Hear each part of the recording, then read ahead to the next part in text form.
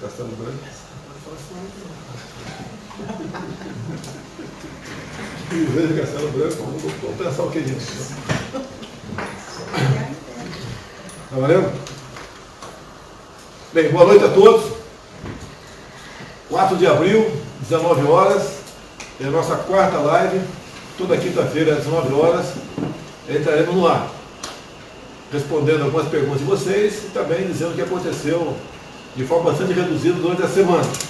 À minha esquerda aqui é Elisângela Castelo Branco, intérprete de Libras.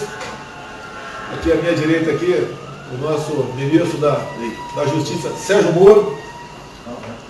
Umas coisas interessantes para falar. E na ponta direita aqui, o nosso general Augusto Heleno, ministro-chefe do Gabinete de Segurança Institucional. Bem, para aquecer os motores aí, de manhã hoje, por toda a manhã, recebi visita de líderes partidários, de deputados, senadores. Recebi aqui senadores Haroldo Oliveira, Rio de Janeiro, Otto Alencar da Bahia, Ciro Nogueira, Piauí, deputados André de Paula, Pernambuco, Diego Andrade, Minas Gerais, Vinícius Carvalho, São Paulo, Márcio Marinho, Bahia, mais Gilberto Kassab, Geraldo Alckmin, Ronaldo Caiado, ACM Neto. O que nós tratamos aqui? Questões partidárias, governabilidade e a nova Previdência. Ao contrário do que parte da mídia disse ontem, em nenhum momento nós tratamos aqui de cargos. Eles têm o perfeito entendimento de que querem colaborar não com o governo, mas com o Brasil. E nós temos um momento, né, que vai acontecer esse ano, da votação da reforma da Previdência. O que interessa é para os nossos filhos e netos.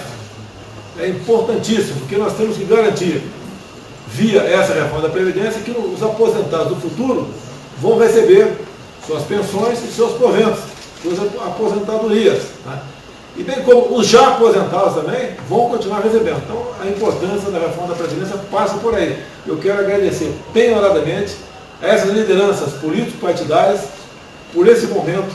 Tivemos hoje pela manhã, conversando quase que individualmente com todos eles, tratando desse assunto. Nada foi tratado sobre cargos, nem por parte deles, nem pela nossa parte. O Brasil está acima dos nossos interesses. Então, quem ontem falou que haveria questões envolvendo cargos, caiu do cavalo. E mais ainda, o jornal Valor Econômico, né? Manchete Valor Econômico hoje, diz, segundo o interlocutor, é sempre assim, tá, Sérgio? Segundo o interlocutor, eu estaria gravando as conversas no dia de hoje. Pelo amor de Deus, não existe, jamais darei qualquer oportunidade para que seja quebrada a confiança entre nós. Eu acredito no parlamento brasileiro, eu acredito que o parlamento brasileiro vai fazer a sua parte, não só na questão aí da reforma da Previdência, bem como as demais propostas que estão dentro da Câmara. Então, uma das viagens nossas, inclusive, nos Estados Unidos, nós tratamos sobre a questão do visto, né? A não reciprocidade sobre visto. Foi tratado, assinei esse decreto, já havia sido conversado antes com as autoridades desse país, e Moro, nos primeiros 15 dias, né, nesses 4 países que nós não mais passamos a exigir a reciprocidade, porque interessa ao nosso turismo, tá? Interessa para as pessoas virem fazer negócio no Brasil, aumentou em 30% a procura por passagem aérea no Brasil. Então, foi muito bem-vindo esse acordo. Significativo. Né? Acho que a política inteligente que aumenta o turismo aqui aquece a economia. Né? É uma forma de ajudar aqui a economia a acelerar mais ainda.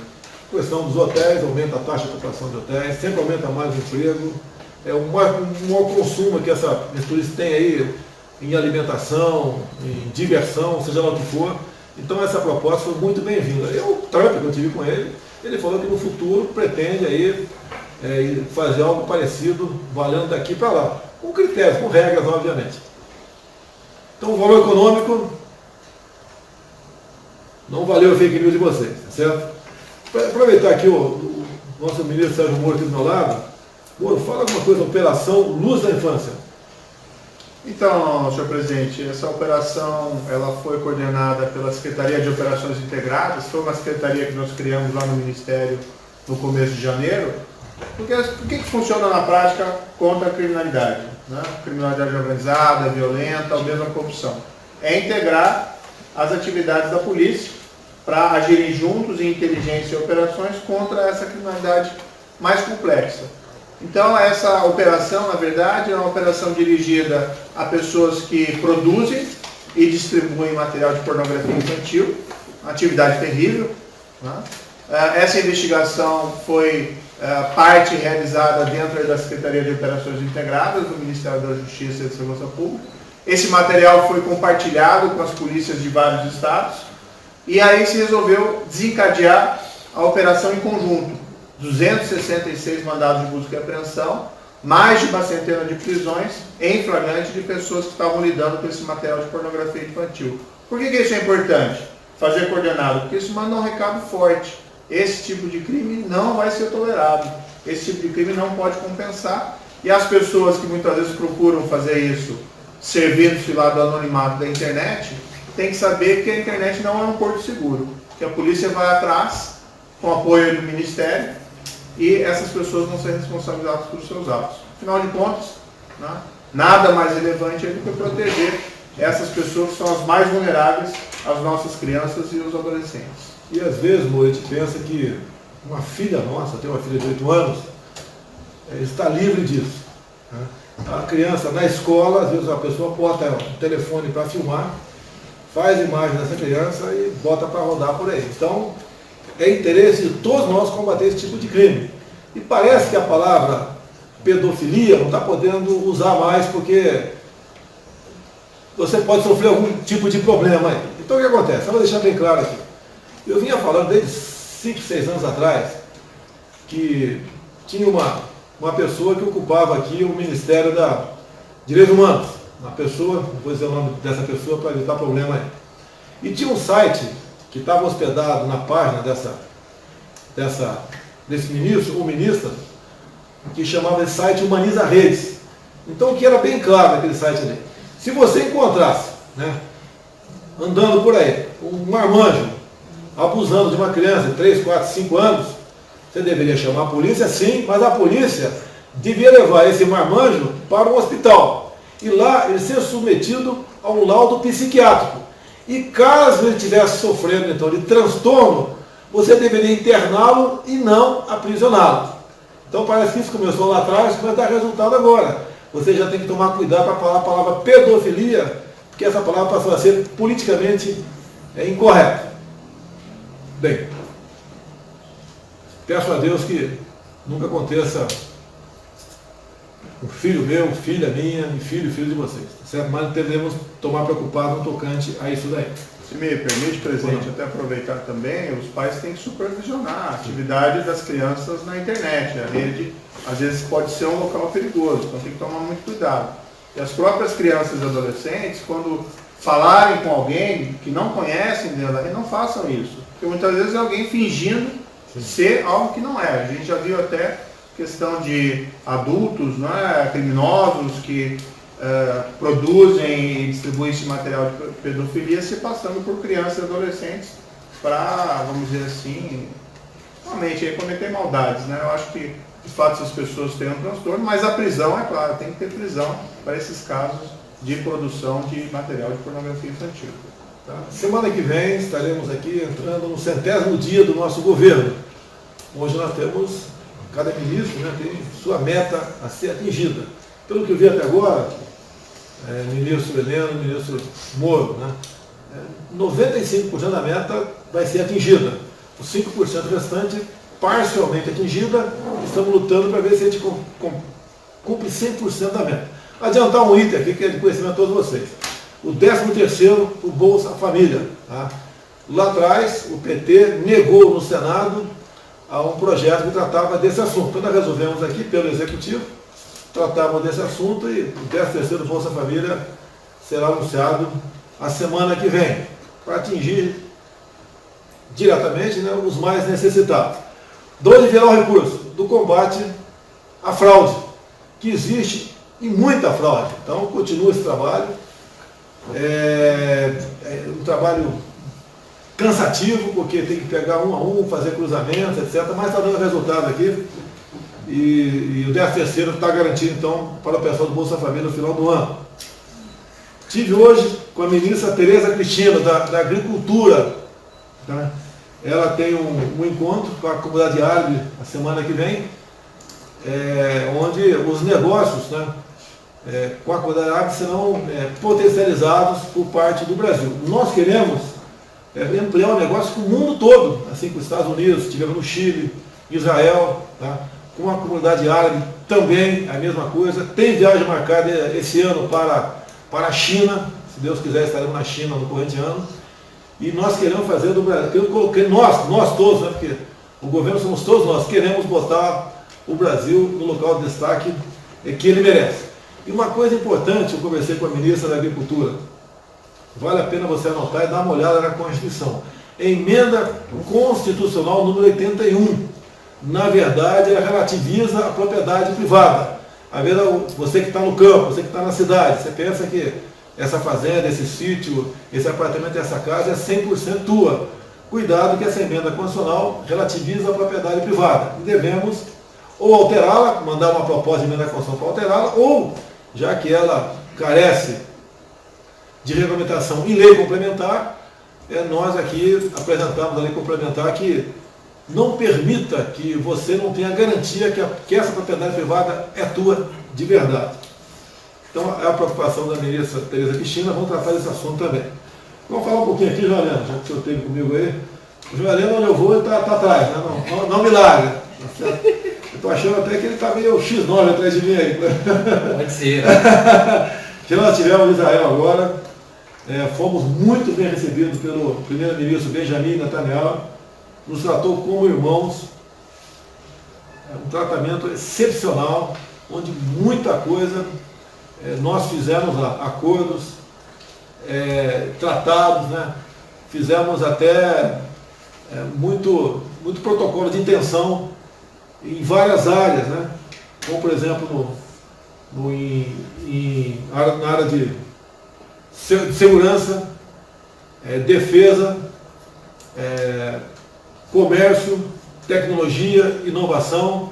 Então foi uma viagem muito proveitosa e o povo israelense, o governo israelense, lá não é o governo, né?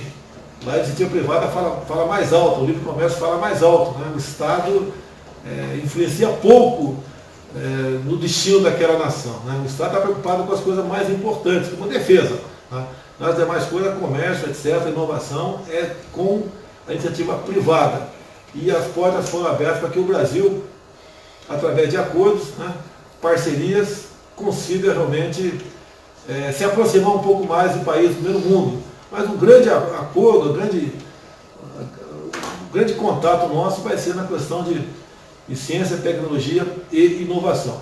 O que nós acertamos lá também, pretendemos botar no papel e botar em prática o mais breve possível. Assim como foi feito lá atrás, onde a garotada ia para outros países aqui no Brasil aprender agricultura, hoje nós somos um exemplo, né? Nós queremos fazer a mesma coisa com a agricultura no deserto, a irrigação por gotejamento, a aquicultura, a criação de peixe. Como é que pode um país onde não tem água, chove pouco, né? A precipitação pluviométrica lá é menor do que o semiárido nordestino nosso, e como é que eles podem, inclusive, exportar alimentos para outros países, criar peixe de forma comercial e até exportar para outros países. E nós aqui, com essa abundância de água, temos esses problemas, né? Vale a pena lembrar que tivemos presente nessa viagem com o Jorge Seife, não sei se é neto ou filho, né? É o garoto aí que estava secretário da pesca, que visitou em loco com mais um grupo de empresários, tudo Israel. Então nós queremos mandar nossa garotada, os universitários, vai ficar aí 15, 2, 3 semanas lá fora, para que essa tecnologia venha para cá e ele possa bem aplicá-la aqui no Brasil. Uma coisa, João? Que a viagem a Israel realmente atingiu todos os objetivos que foram definidos antes para que nós investíssemos nessa viagem.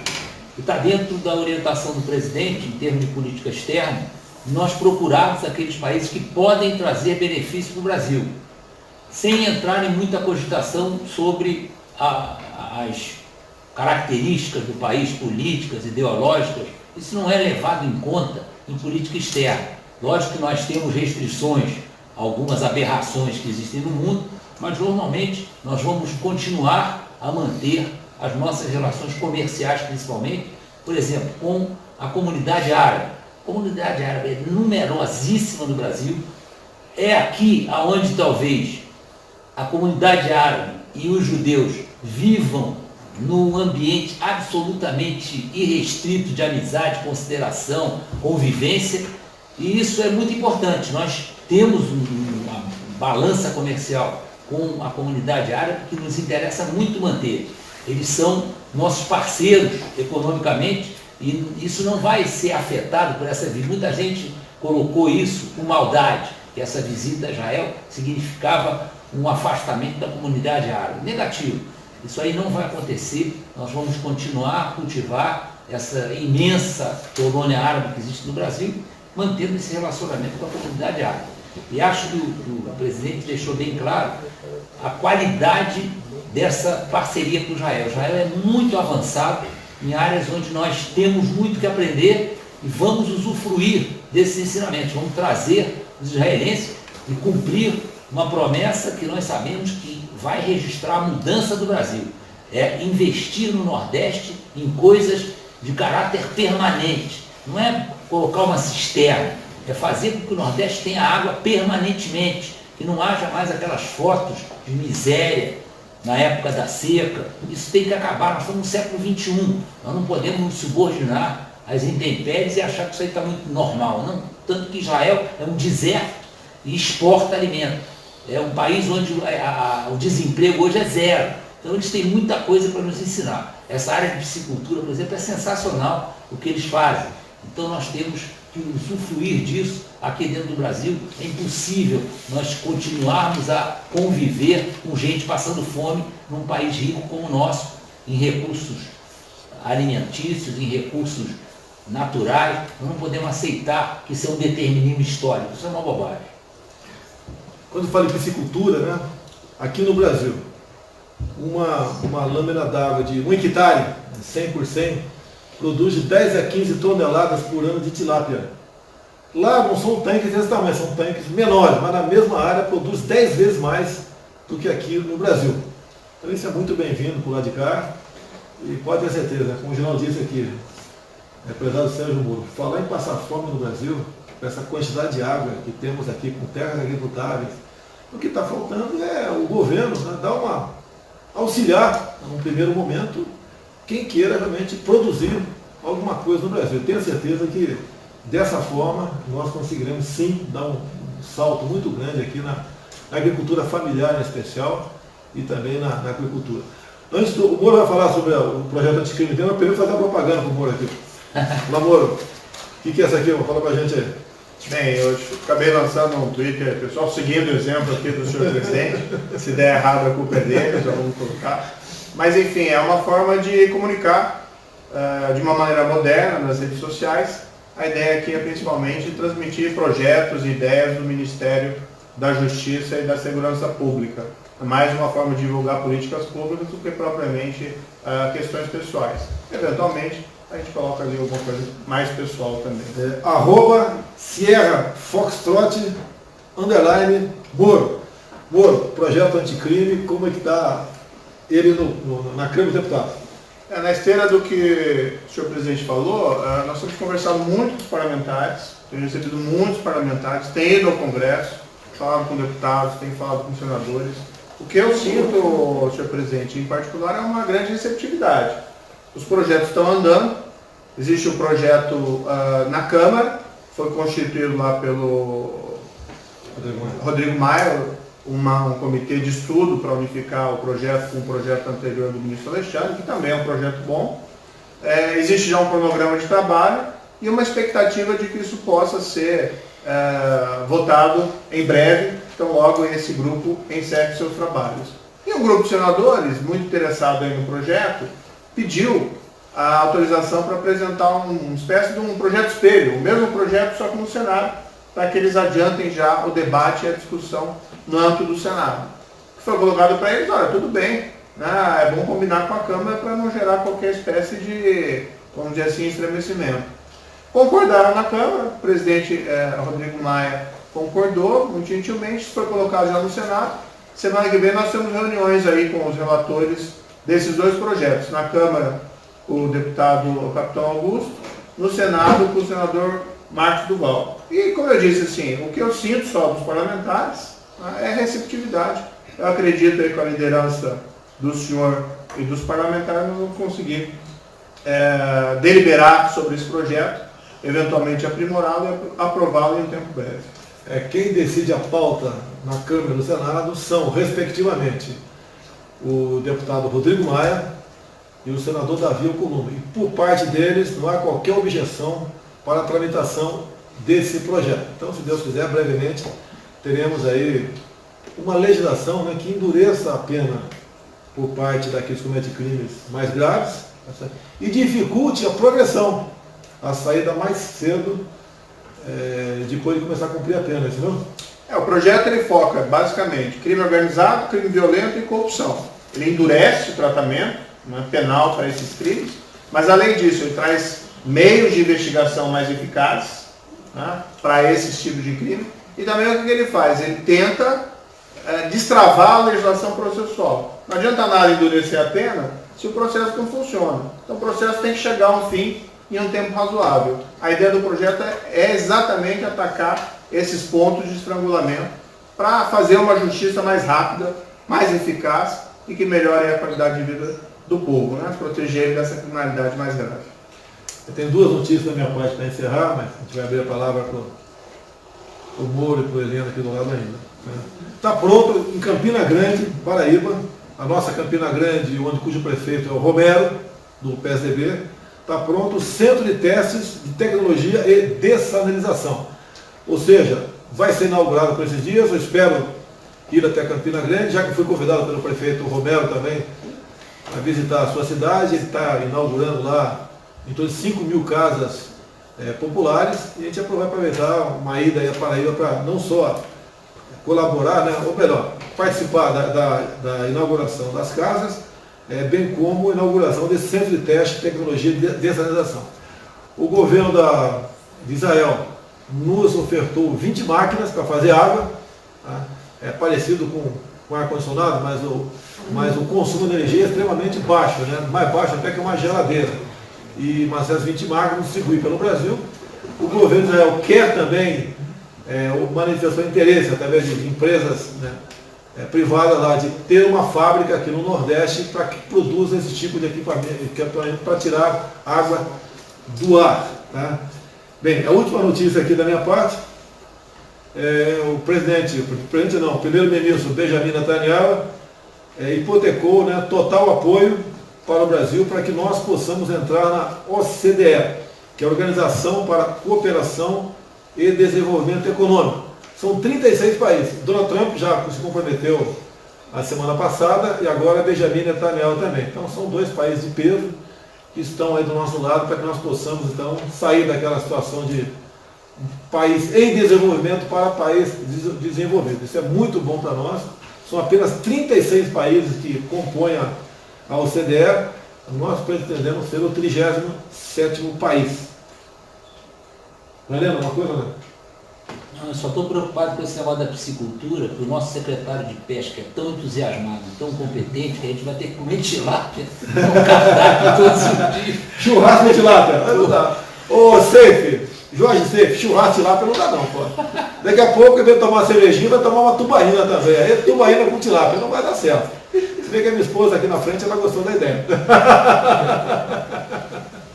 Outra coisa, quando tivemos lá em Itaipu, por ocasião da posse da nova diretoria, que foi o general Silvio Luna, assumiu a presidência da Itaipu Nacional, nós levantamos lá, junto ao governo ao presidente do Paraguai, o Marito, utilizar aquele mar de água doce para cultivo de peixe. E foi feito o contato na hora ali o Jorge Seife do nosso lado e o responsável do lado de lá do Paraguai. Eu acho que essa semana que vem, eles vão se encontrar na região, o Seife vai lá para o Paraguai ou vai lá para Foz do Iguaçu, os dois locais aí, para já dar um outro grande passo para que possamos criar em cercadinhos, como chama de cercado ali? Tem criadores. Criadores, a questão da tilápia. Outros peixes também podem ser criados ali, né? É o pacu, por exemplo. Tá?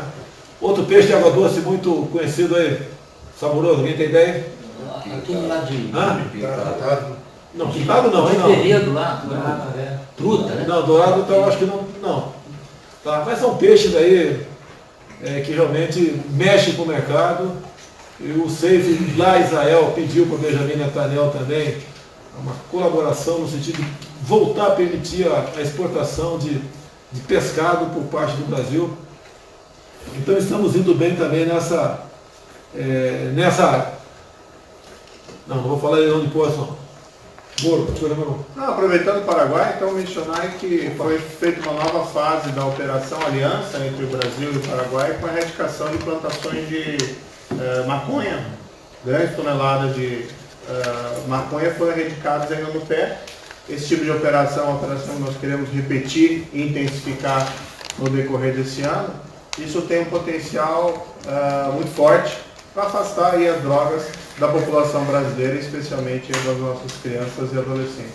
Aquela ideia, nós temos aqui que nos integrar às polícias aqui dentro do Brasil, nós temos também que cooperar e nos integrar com as polícias dos outros países. Aí até esses acordos, né, como o senhor mesmo mencionou, o acordo de segurança com Israel, os acordos que foram firmados lá com os norte-americanos na viagem anterior, e nós estamos intensificando, isso é muito importante, a cooperação com os nossos vizinhos. Como eu morei em Niuaque por 3 anos, né? Eu lembrei o nome do peixe. Tambaqui. Ok? Não, tambaqui é peixe. Tambaqui é peixe, eu acho que está na base de. Sai ali o tambaqui de 2, 3 quilos, né? Sai lá na produção, lá sai por 7, 8 reais o quilo. Né? Lógico, tem uma tecnologia, a questão de uma vacina. Não pergunte como é que é, mas tem uma vacina logo no começo ali que faz com que a produção seja bastante rendosa. Então, tambaqui, pacu, tilápia, entre outros peixes aí, brevemente o Brasil aí passará, no meu entender, no mínimo dobrar o consumo de peixe. Ok? Mais uma coisa? E você, uma coisa mais? Pessoal, muito obrigado. Até uma nova oportunidade, se Deus quiser. Ok? Tamo junto, hein?